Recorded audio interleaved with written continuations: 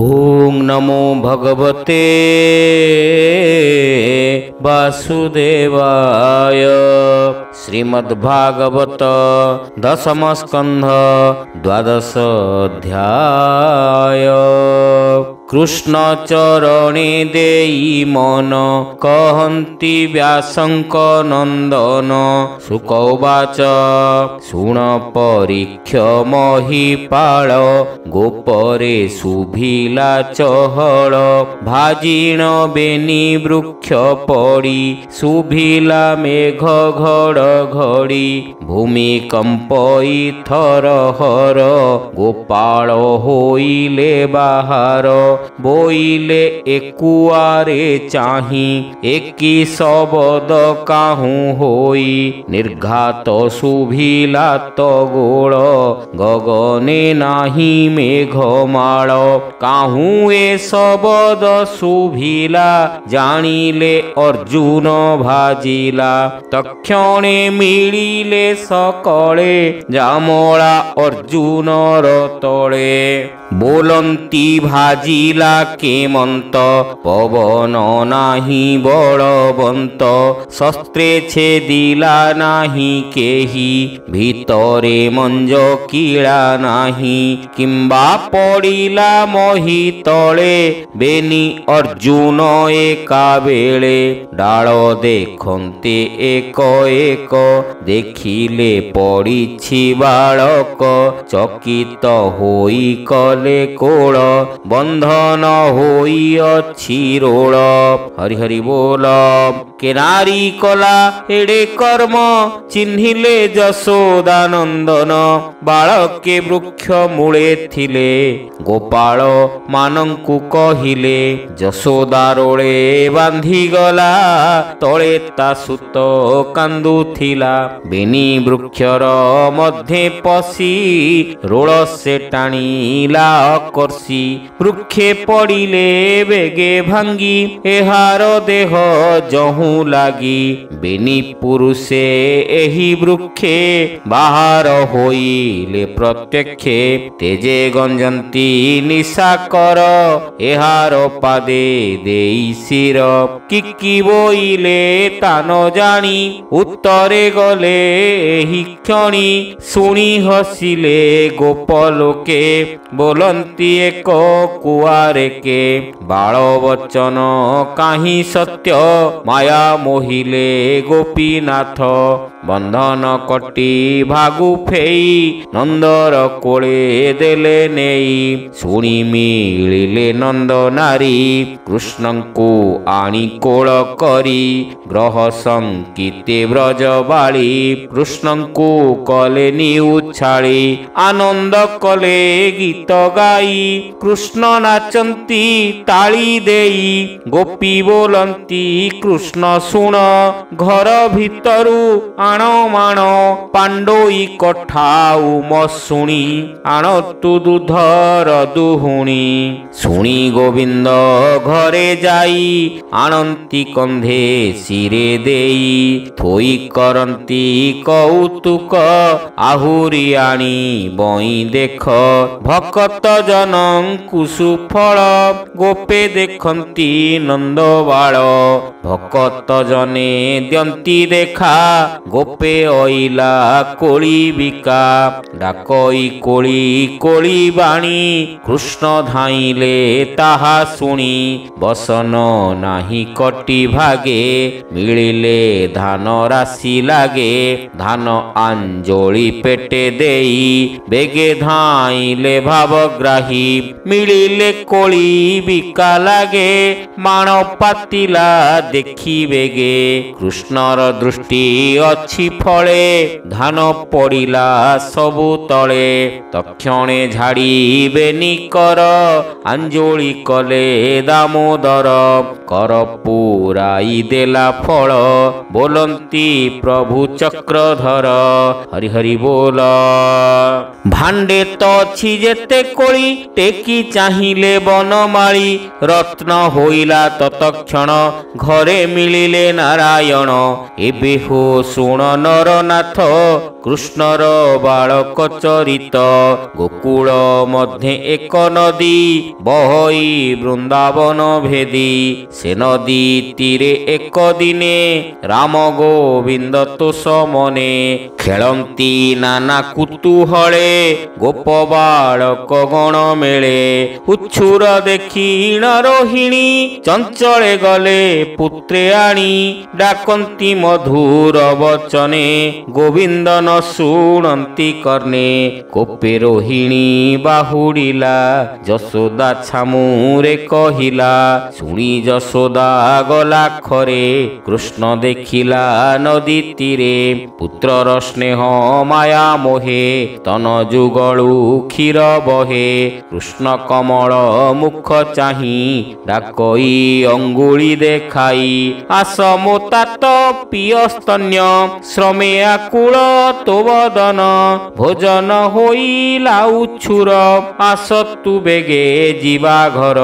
हे राम कृष्ण आस घेनी बहुत देवई लवणी पिता भोजन बेल होई संगे भुंजीब बेनी भाई बालके जानती जे घर बेल जे हेउछि उच्छुर देह तो धूली रे धूसर जन्म नक्षत्र आज तोर अरिष्ट खंड ने तोहर विप्रंकु गोरु दान कर देख बालके तोर संगे विविध अलंकार अंगे स्नान भोजन आसी कर देवई नाना अलंकार हेमंत बोली नंदराणी करे धइले चक्र पाणी रामंकु काखरे बसाई घरे मिलिले देवी जाई कराई स्नान भोजन रंजिले राम कृष्ण मन भोजन सारी आचमन आनंदे कराई शयन विप्रंकु आनी से डकाई ताहांकु गोरु दान देई हस्त होइले दिन कर गोपाळे करंती विचार एक आर के अवहेले नंदर द्वारे मेल हेले बसिले नंद उपनंद मध्य अनंत आदि कंद गोपाळे करंती विचार शुभ नदी से गोपपुर कह की करिबा उपाय पुत्रंकु उपुजिला भय शुणी उठिले उपनंद जाहार जीवन गोविंद ज्ञान बयसे वृद्धपण गोपंकु कहई कारण शिरेनी बेसिबेनी कर सभये कहई उत्तर चाल नथिबा गोपपुरे घर करिबा आनठारे अनेक पड़िला प्रमाद पुत्रे तो आंभर संपद देख यशोदा पुत्र संगे आंभ बालक नाश जीवे अल्प दिने महाभये आपद पड़िला थोकाए तोर पुत्र को देख नंद केते न पड़िला प्रमाद पुतना मुखु अछि तरी शून्य दैत्य नेला हरि सकट उपरे पड़िला से बेले गोविंद रखिला एबे तरिला परमादु जामला अर्जुन आपदु चाल नथिबा ए नगर नाश न हेउ गोपपुर यशोदा जेबे न छाड़िब एका पुत्र को न पाइब चाल आपद नहु जीवा तेबे से पुत्रंकु पाइबा सकले कर दृढ़ मने घर करिबा वृंदावने बहुत फल कंदमूल निर्मल जमुनार जल पर्वत नामे गोवर्धन ଗୋବର୍ଦ୍ଧନ ଗୋରୁଙ୍କୁ ଅଛି ଜଳ ତୃଣ ଗୋପୀ ଗୋପାଳ ତୋଷ ହେବେ ବହୁତ କ୍ଷୀର ଗାଈ ଦେବେ କାଲି ପ୍ରଭାତୁ ହୁଅ ସଜ ଭାର ସକଟ ବେଗେ ସାଜ ଗୋଧନ ଚଳି ଯାନ୍ତି ବେଗେ ଗୋପ ବାଳକ ଘେନି ସଙ୍ଗେ ସୁଖେ ରହିବା ବୃନ୍ଦାବନେ କିଛି ନ ଭାଳ ତୁମ୍ଭେ ମନେ ଶୁଣି ମଣିଲେ ଗୋପହିତ ନିଜ ଭୁବନେ ଉପଗତ ଯେଝାରେ ଘେନିଣ ସମ୍ପଦ ଜାନ୍ତେ କରନ୍ତି ସିଂହାନାଦ ହରି ହରି ବୋଲ ନନ୍ଦ ଯଶୋଦା ଏକ ମେଳେ ରୋହିଣୀ ସୁତ ଘେନି କୋଳେ ପାଶେ ଚଳନ୍ତି ଗୋପୀନାଥ ଗାବନ୍ତି ନାନା ରଙ୍ଗେ ଗୀତ ସକଟ ମାନ ଜାନ୍ତେ ଖର ଧୂଳିରେ ଛିନ୍ନ ଦିବାକର ମିଳିଲେ ବୃନ୍ଦା ବନେ ଯାଇ କୃଷ୍ଣ ଚରିତ ଗୀତ ଗାଇ ଗୋପାଳେ ଧନୁସର ଘେନି ନାନା ସବଦେ ବେଣୁଧ୍ୱନି ଯାଇ ହୋଇଲେ ବୃନ୍ଦାବନ ଆନନ୍ଦ ଗୋପୀଙ୍କର ମନ ଯେ ବନେ ବିଜେ ଗୋପୀନାଥ ସର୍ବଦା ବହଇ ବସନ୍ତ ସୀମା ଆବୋରି ଗୋପପୁର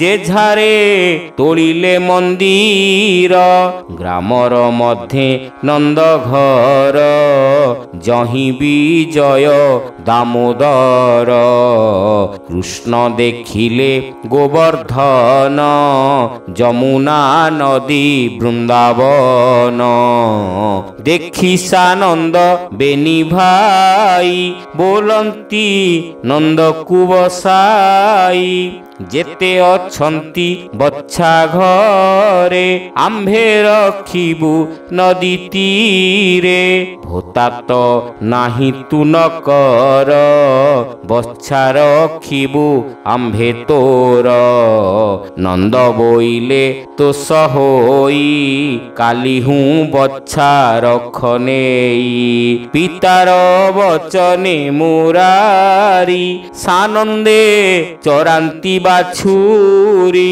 ଗ୍ରାମ ନିକଟେ ଥାନ୍ତି ନିତେ ବନେ ନ ଯାନ୍ତି ଭୟ ଚିତେ ବ୍ୟାଘ୍ର ଭଲ୍ଲୁକ ସିଂହ ତ୍ରାସେ ବଚ୍ଛା ଚରାନ୍ତି ଗ୍ରାମ ପାଶେ ଗୋପାଳ ପୋଏ ଥାନ୍ତି ସଙ୍ଗେ ଖେଳନ୍ତି ନାନା ରସରଙ୍ଗେ କ୍ଷଣ କ୍ଷଣକେ ବେଣୁନାଦ କେ କହୁ କୃଷ୍ଣର ଆନନ୍ଦ ଏକ ଆରେକ ଭୁଜ ଧରି ଯୁଝନ୍ତି ବାହାନାଦ କରି ବେଲ ଅଁଳା କଣ୍ଟା ଫଳେ ତୋଳି ଆଣନ୍ତି ବୃକ୍ଷୁବାଳେ ଏକ ଆରେକ ମରାମରି ସାକ୍ଷୀ କରାନ୍ତି ରାମ ହରି ନାନା ପକ୍ଷୀଙ୍କ ନାଦ ଶୁଣି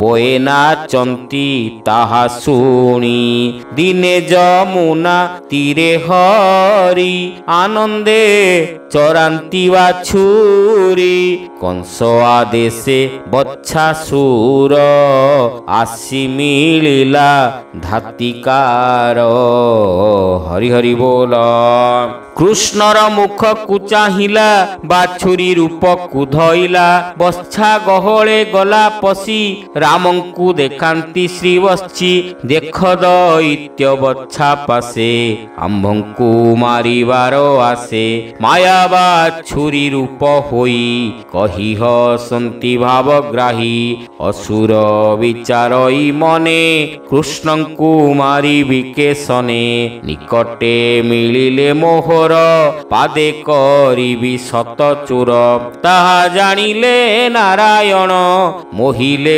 କୁମାରଙ୍କ ମନ କଇଥ ଗଛ ଦେଖି ପୋଏ ବୋଲନ୍ତି ରାମଙ୍କୁ ଥୋକାଏ ଏ ଫଳ ଦି ଇସୁ ସଞ୍ଚ ହସ୍ତ ନ ପାଏ ବଡ଼ ଉଚ୍ଚ ତୁ ରାମ ଅତି ବଳିଆର ଫଳ ଥୋକାଏ ବୃକ୍ଷୁ ତୋଳ ଶୁଣି ସାନନ୍ଦ ବନମାଳି ବତ୍ସା ନିକଟେ ଯାଇ ମିଳି ବେନି ଚରଣ ଧରି କରେ ବୁଲାଇ ପିଟିଲେ ବୃକ୍ଷରେ କରେ ଘୁରାନ୍ତେ ପ୍ରାଣ ଗଲା ଜୀବନ ଗୋବିନ୍ଦେ ପଶିଲା ଦେବେ ଚକିତେ ତାହା ଦେଖି ବ୍ରହ୍ମା ହୋଇଲେ ଅତି ସୁଖୀ ଅସୁର ଦେହ ଲାଗି କରି ଫଳ ପଡ଼ିଲା ବୃକ୍ଷୁ ଝଡ଼ି ବାଳକେ ଦେଖିଣ ଚକିତ ବୋଲନ୍ତି ଧନ୍ୟନନ୍ଦ ସୁତ ଆନନ୍ଦେ ଦେବତାଏ ସ୍ତୁତି କୃଷ୍ଣଙ୍କୁ କଲେ ପୁଷ୍ପ ବୃଷ୍ଟି ଏମନ୍ତେ ରାମ ବନମାଳି ବତ୍ସା ରଖନ୍ତେ ବନେ କେଳି ସକାଳେ ଦଧି ଗୁଢ଼ ଅର୍ଣ୍ଣ ଭୁଜନ୍ତି ରାମ ଭଗବାନ ନିତ୍ୟ ଯମୁନା ତୀରେ ଯାଇ ବତ୍ସା ରଖନ୍ତି ବେନି ଭାଇ ଗୋପାଳ ପୁଅ ଘେନି ସଙ୍ଗେ ବନେ ବିହରି ନାନା ରଙ୍ଗେ ବାଳକେ ଯେଝା ବତ୍ସା ଘେନି ଚରାନ୍ତି କରି ବେଣୁ ଧ୍ୱନି ଦିନେ ନିଦାଘେ ଖରା ବେଳେ ମିଳିଲେ ଯାଇ ନଦୀ କୂଳେ ବତ୍ସାଙ୍କୁ ପିଆଇବ ହନ ସକଳେ କଲେ ଜଳପାନ କଂସର ମିତ୍ର ବକାସୁର ସଧୀରେ ବିହରଇ ନୀର କୃଷ୍ଣଙ୍କୁ ଦେଖି କାମରୂପୀ କ୍ଷଣ କ୍ଷଣକେ ତନୁ ବ୍ୟାପୀ ନିଜ ସ୍ୱଭାବେ ମହାକାଏ ଦେଖି ଡରିଲେ ଗୋପ ପୋଏ ଏବନି ଏଡେ ବକ ଥାଇ କହନ୍ତି ରାମଙ୍କୁ ଦେଖାଇ ଗୋପାଳ ପୋଏ ପରଶଂସୀ ପର୍ବତ ଖଣ୍ଡ ପ୍ରାୟ ଦିଶି ତ୍ରାସେ ଉଠିଲେ ବେଗେ ତୀର ଦେଖି ଧାଇଁଲା ବକାସୁର ଘୋର ଶବଦ ବେଗେ କଲା ତକ୍ଷଣେ କୃଷ୍ଣଙ୍କୁ ଗିଳିଲା କୃଷ୍ଣ ନ ଦେଖି ଗୋପବାଳେ ଢଳି ପଡ଼ନ୍ତି ମହି ତଳେ ଉଠିଣ କରନ୍ତି ରୋଦନ ଚକିତେ ଚାହିଁ ଛନ୍ନ ଛନ୍ନ ବକାର ତାଳୁ ମୂଳେ ରହି ତାହା ଜାଣିଲେ ଭାବଗ୍ରାହୀ ଦାସ ବତ୍ସଳ ନରହରି ବେଗେ ଅନଳ ରୂପ ଧରି ପ୍ରଳୟ ଅଗ୍ନି ଜିଣି ତେଜ ତାଳୁ ଦହିଲେ ଦେବରାଜ ତକ୍ଷଣେ ଘୋର ନାଦ କରି କୃଷ୍ଣଙ୍କୁ ପକାଇ ଉଦ୍ଗାରି ଧୀରେ ଚାହିଁଲା ବକାସୁର ସୁନ୍ଦର ଦିଶିଲା ଶରୀର ଦେଖି ଶ୍ରୀକୃଷ୍ଣ କଳେବର ପୁଣି ଧାଇଁଲା ରୋଷ ଭର କୃଷ୍ଣର ଦେହେ କ୍ଷତ ନାହିଁ ଅସୁର ମନେ ବିଚାରଇ ପୁଣି ବିଚାରୁ ଅଛି ମନେ ଏହାକୁ ମାରିବି କେଶନେ ଏହାର ସୁକୁମାର ପିଣ୍ଡ ଥଣ୍ଟେ କରିବି ଖଣ୍ଡ ଖଣ୍ଡ ବିସ୍ତାରିବେନି ପାଟି ତୋଳି ବେଗେ ଧାଇଁଲା ମହାବଳୀ ଶୂନ୍ୟ ଦେଖନ୍ତି ଦେବଗଣ ଆଗ ହୋଇଲେ ନାରାୟଣ करे ଧଇଲେ ବେନି ପାଟି ଅସୁର ନ ପାରିଲା ଉଠି ବାଳକ ମେଳେଣ ଶ୍ରୀହରି ଚିରିଲେ ବେନି ଫାଳ କରି ଦେଖି ସାନନ୍ଦ ବୃନ୍ଦାରକେ କୁସୁମ ବରସିଲେ ଥୋକେ ଦୁନ୍ଦୁଭି ବାଦ୍ୟ ନାଦ କରି ରଙ୍ଗେ ନାଚନ୍ତି ଅପସରି ବାଳକେ ଦେଖିଣ ଚକିତ ମାୟା ମୋହିଲେ ଗୋପୀନାଥ ତକ୍ଷଣେ ଆଲିଙ୍ଗନ କରି ଗୋଠକୁ ଆଣିଲେ ବାଛୁରୀ ପୋଏ କହିଲେ ଯେଝା ଘରେ ପୁଣି ମିଳିଲେ ନନ୍ଦଦ୍ୱାରେ ବକର ତୁଣ୍ଡୁ ଉବୁରିଲା ଭାଗ୍ୟ ଗୋ ଯଶୋଦାର ଥିଲା ଶୁଣି ଚକିତ ଗୋପ ଗୋପୀ କୃଷ୍ଣଙ୍କୁ ଚାହାନ୍ତି ନିରୋପି ବୋଲନ୍ତି ଧର୍ମ ତିନି ଲୋକେ ସତ୍ୟ ବ୍ୟବହାର ଜନମୁଖେ ନିର୍ଦୋଷ ପ୍ରାଣୀ ହିଂସା କରି आपणे